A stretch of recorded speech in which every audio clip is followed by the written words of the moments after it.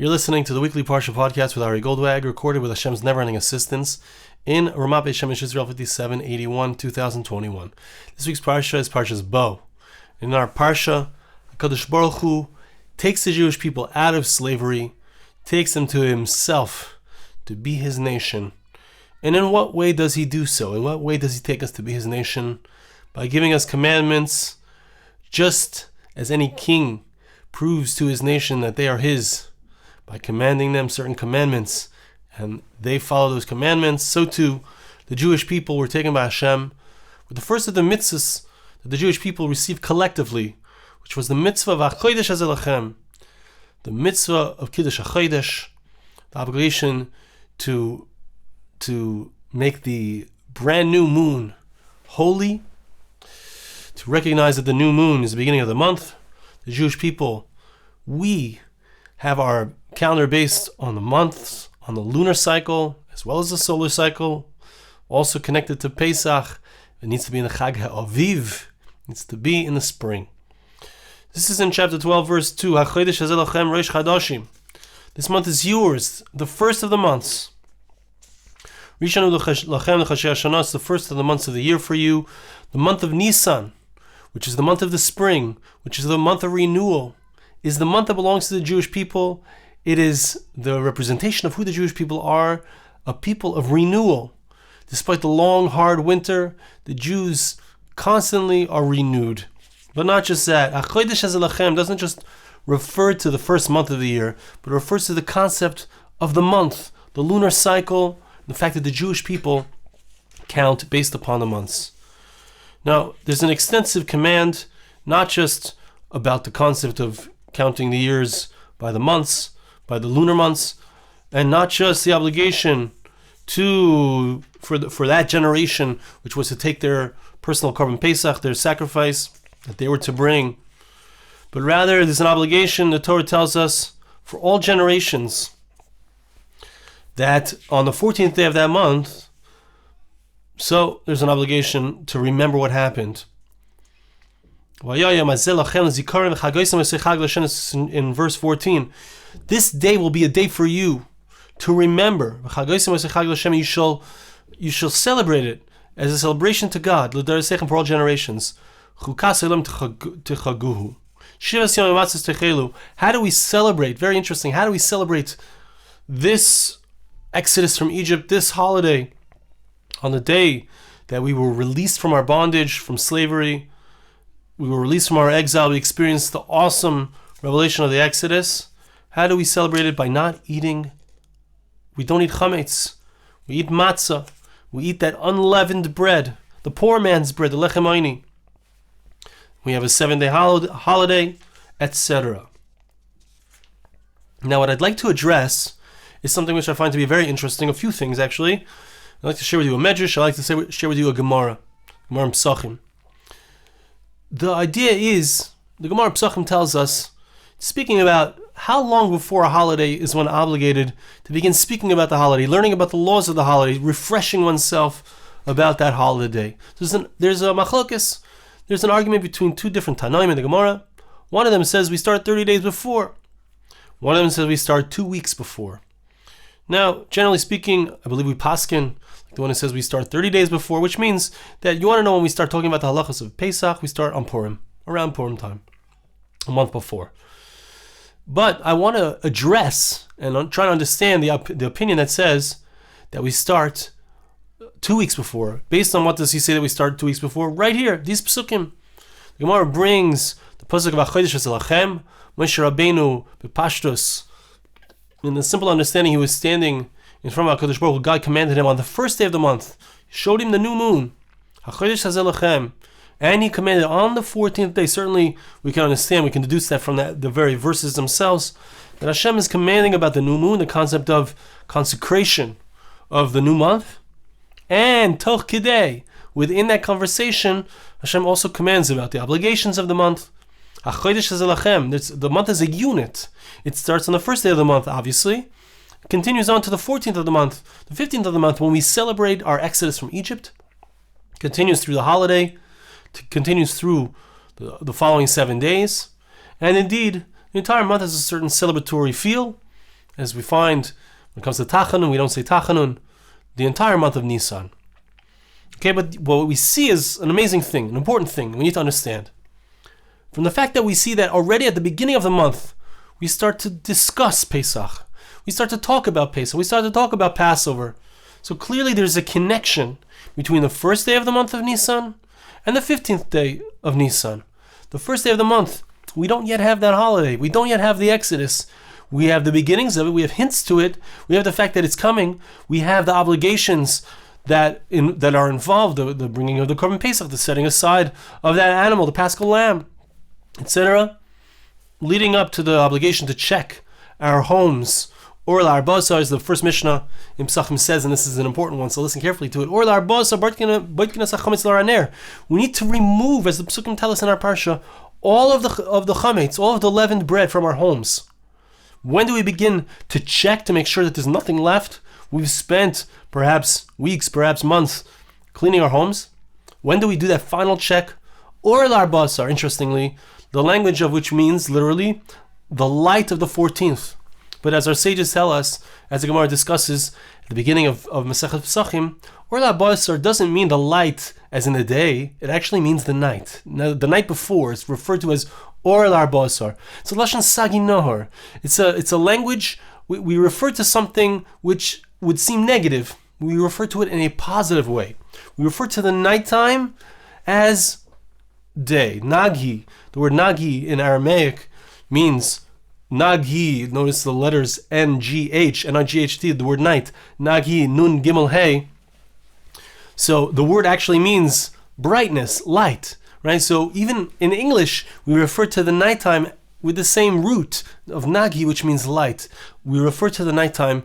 That's when we are checking for chametz. That's when we are looking to see, to check out and make sure that we have nothing left of the forbidden type of food that we're not allowed to eat on Pesach. What I'd like to understand is a few things. First of all, what is the connection? Clearly there's a connection between the first day of the month and the 15th day of the month. What is the idea behind it? What is the concept? What do we learn from that? Second of all, I want to understand in the Gemara, when we speak about the Or l'arbasa, when do we check for chametz? We check on the night before.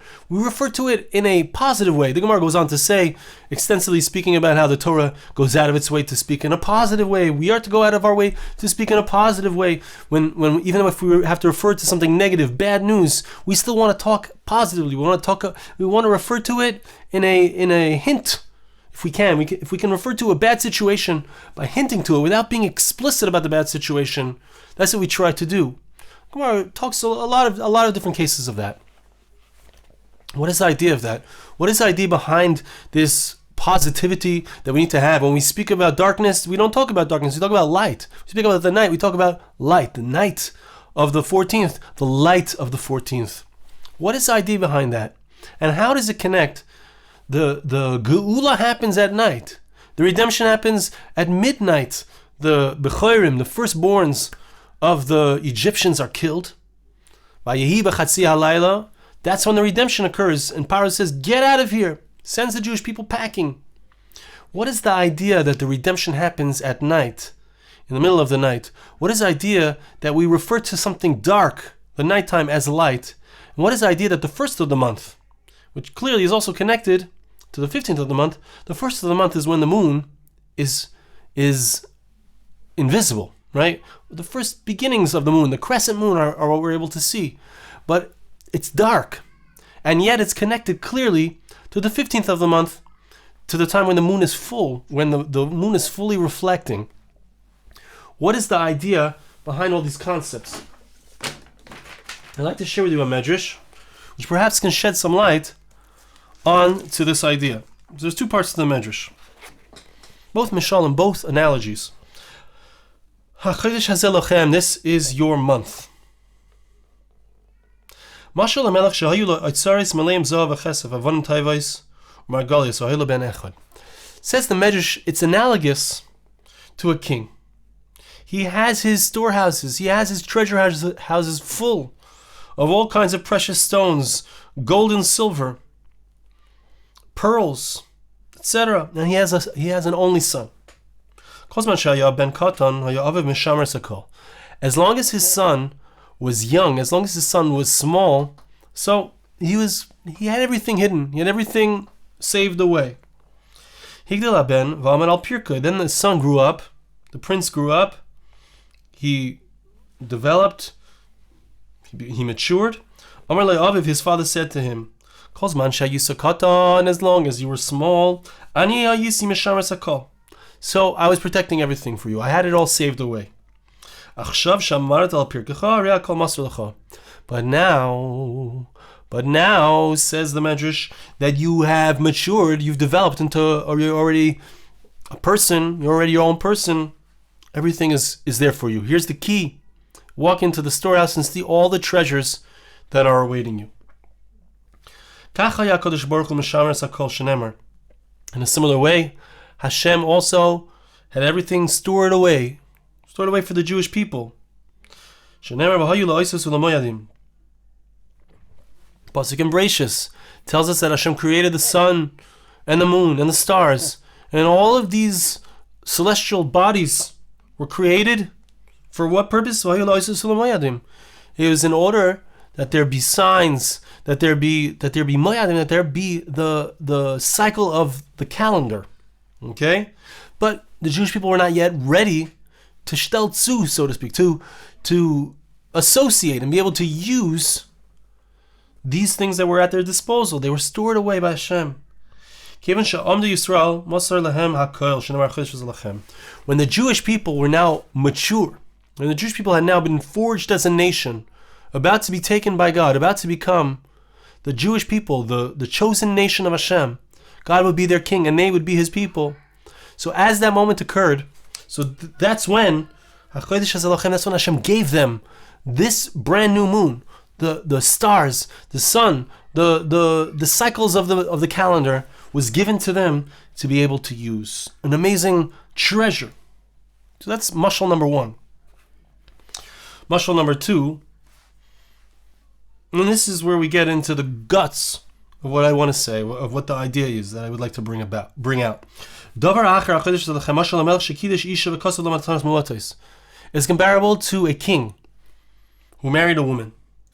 And when he didn't marry her yet, he became betrothed to her. He was going to be the queen. And when he first was engaged, so he gave her some presents. He didn't give her the full extent of the presents he wanted to give her yet.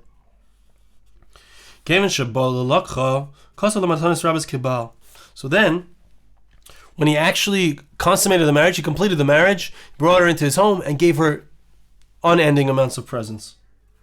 Like a husband. Says the Midrash, an amazing thing, a beautiful thing, powerful thing, so important to understand.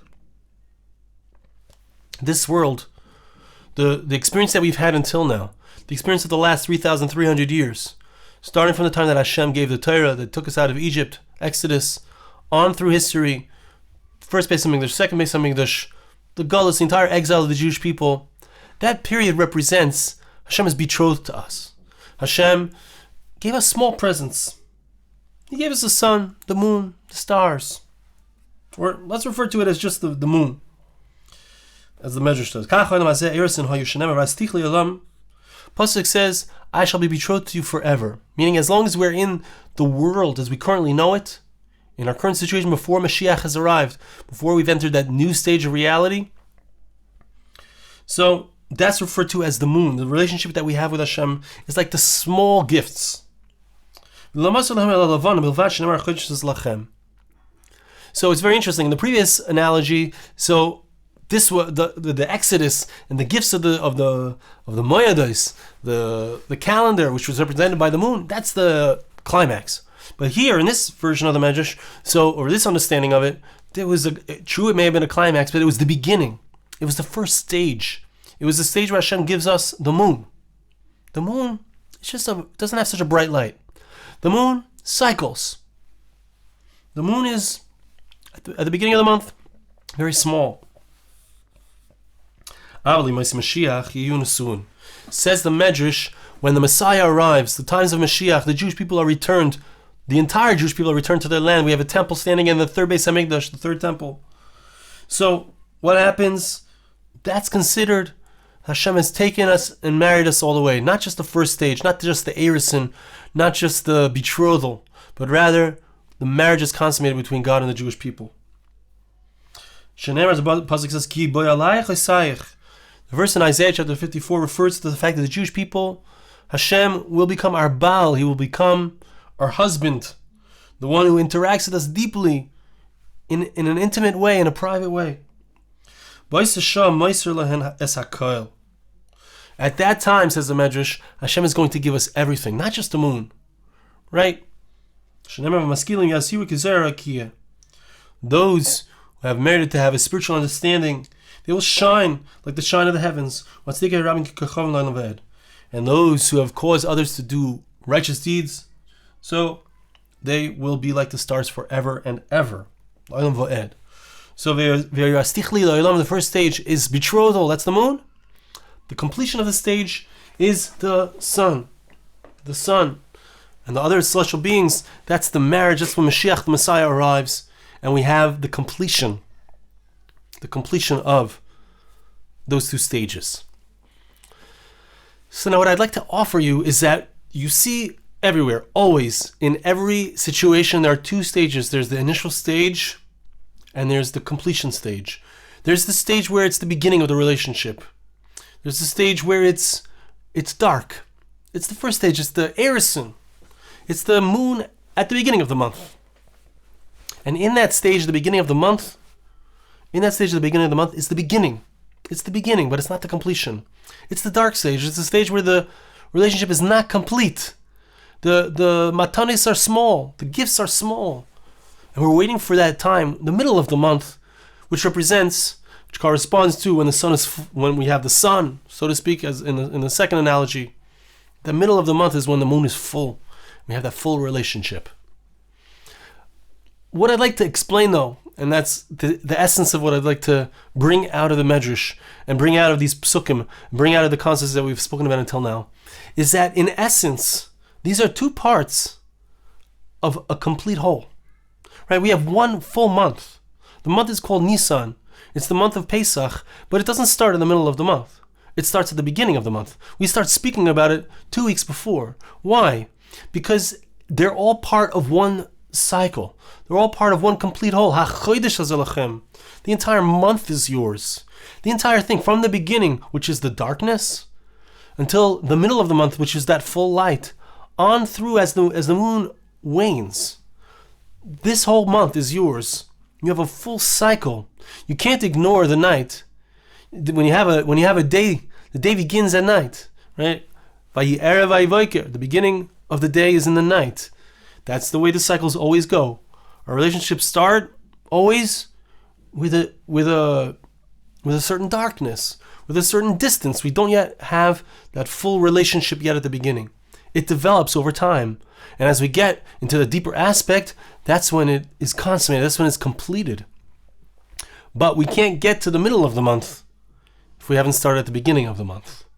We can't get to the day without having gone through the night. And so we are checking for chametz.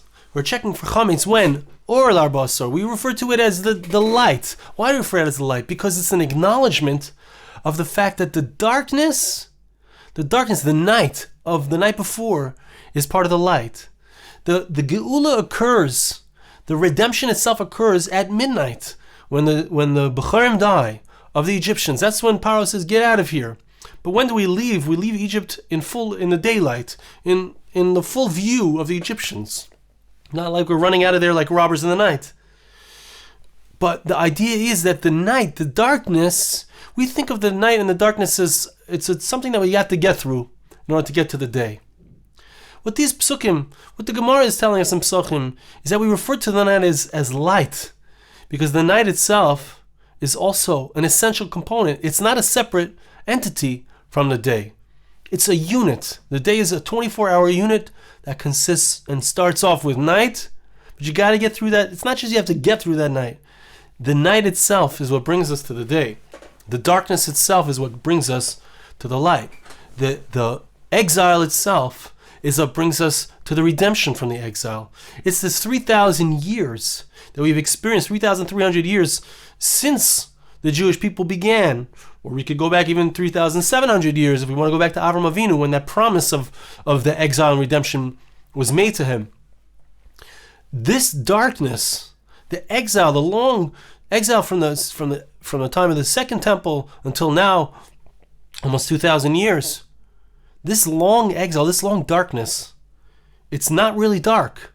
We can't refer to it as darkness. That's what Chazal are teaching us. We need to refer to it as light. We start talking about the daytime, we start talking about Pesach at the beginning of the month, when it's dark, when the moon is not yet full. That's when we start talking about Pesach. We start checking for the chametz, we start preparing ourselves in the night. L'or haner, we light up the darkness with a little candle in order to recognize that the darkness itself is part of the light. You can't separate it. You have to focus on the light aspect of the darkness. You have to remember, we never forget the exodus from Egypt. Why are we talking about Avodim Ayinu L'Bar Mitzrayim? We were slaves in Egypt. Why are we talking about that? Because the darkness itself is what produces the light.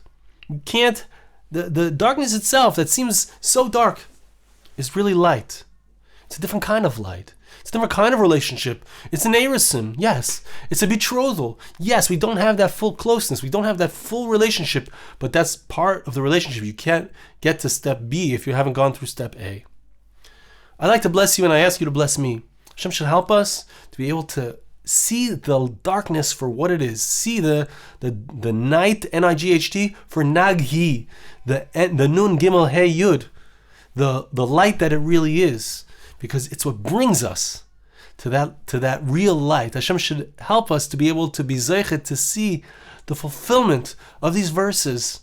Just like we've gone through all of these years, counting hachodesh lachem by the moon, Hashem should help us to be able to reach that day so soon when we experience the awesome light that He has in store for us, that never-ending light that no longer waxes and wanes, but rather is as bright as the light of the sun. Thank you so much for listening. Have a wonderful Shabbos.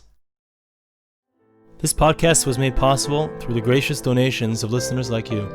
For more podcasts like this, please visit www.arigoldwag.com or search on iTunes Ari Goldwag.